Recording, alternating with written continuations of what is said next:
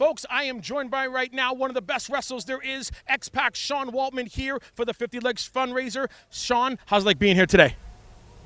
Well, I mean, it's such a beautiful day today for one thing, but what's really cool is the cause, is the reason why we're here, and that's, like you said, for the 50 Legs Foundation. You know, we had a golf tournament yesterday, and got to help out several victims from the Boston bombing, and that's to be able to do things like that, and to be able to use our notoriety for something good, for a change. Maybe not for a change, because I've been doing this stuff for a while now. I've kind of gotten my crap together for a while, but it's just it's a really cool thing when you see you can give to a charity, a Susan B. Komen or something, and you might get the feel good feeling of just writing a check and send it in the mail or something, but this is like a real grassroots charity organization, and anything given, literally almost 100% of the money goes to the cause, and just to see some of these, and a lot of it's for little children. So, and I'm a real softie, man. I mean, I'm not afraid to tell you, I cry real easy, and it's such a cool thing to see these little kids make the progress from, whether it's an accident or they had a birth defect or something, just to see the progress they make, and really and truly, like, these days, prosthetics have come so far. A child can live a normal life and do normal things and just about anything. Literally, like the Blade Runner guy, from was it Greece? Is that where he's from? The guy that's on trial for murder. Yeah. But like literally, that guy who was running had like a world record,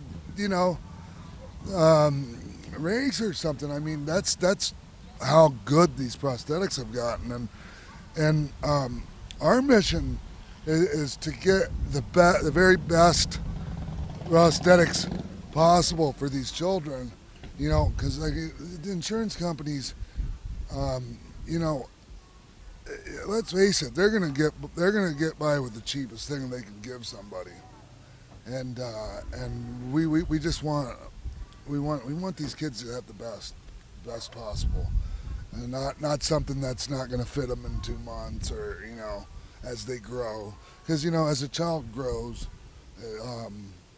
obviously their bones are growing and they're going to need adjustments or new limbs, and so not only is it just a one-time thing, but it's we keep on helping these children, and not just children, adults too, and I'm just really honored to be a part of it.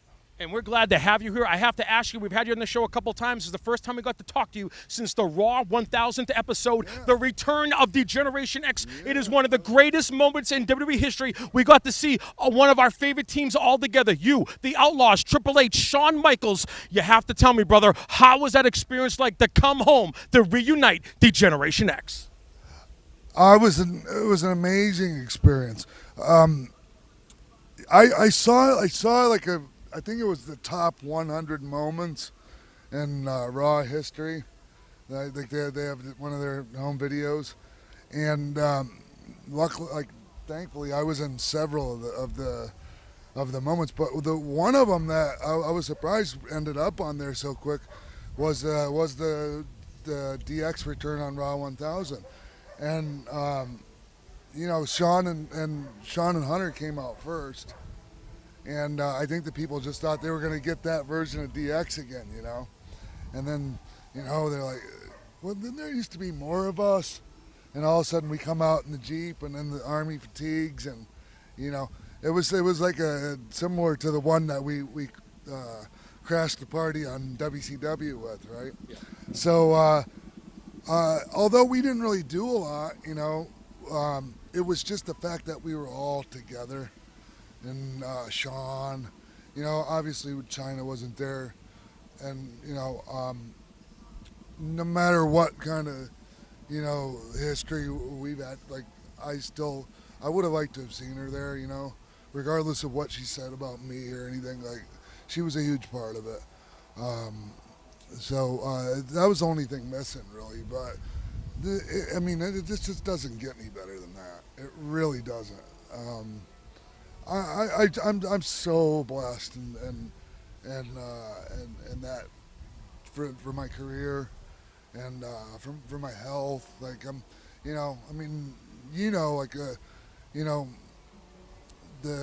a lot of the years in that last decade I spent in not too good a shape, and so I'm proud to be able to tell you that I'm in great health now, and my mind's in the right place again, and pretty soon I'm going to be healthy enough to pass the wellness test, and hopefully.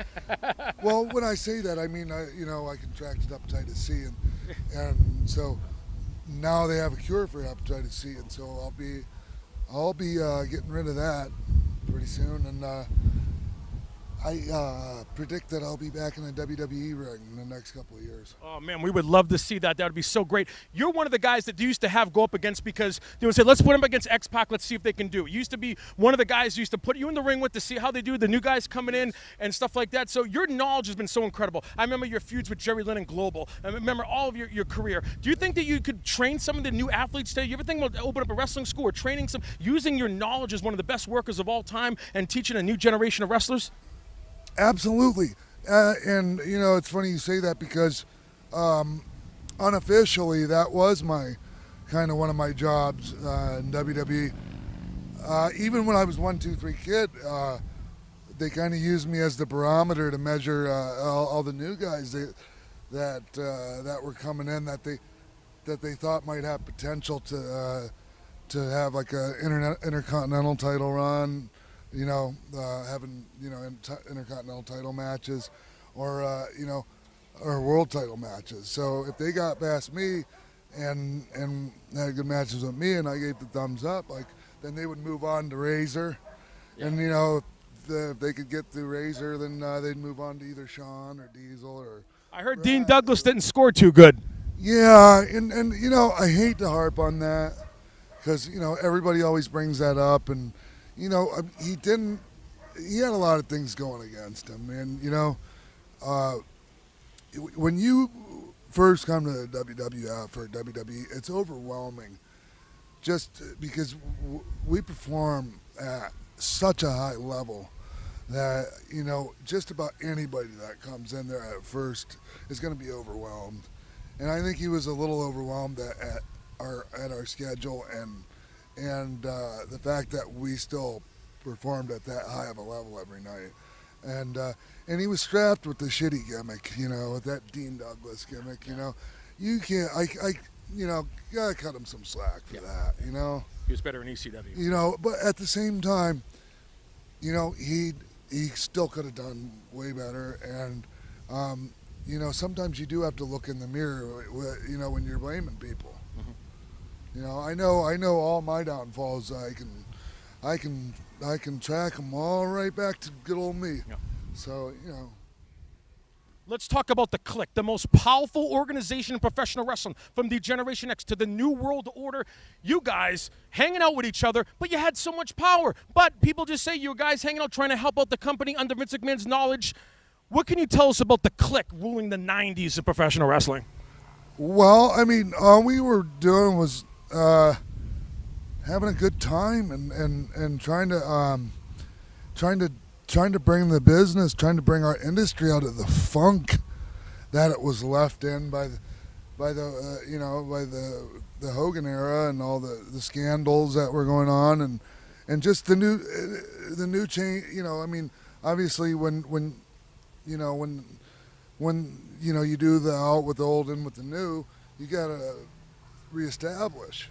And it takes a long time to gain emotional equity from the fans, from the WWE or just the wrestling fans in general. And so we were there for that process, the rebuilding process. And I think that we really, I say this with all humility, I still think we were a major reason for, the business rising up out of that funk of the mid and early 90s and going on to greater heights than the business had ever seen before or since. I totally agree. Ladies and gentlemen, it has been an honor. He is the one and only, the future Hall of Famer, X-Pac Sean Waltman, right here at the 50 Legs Fundraiser.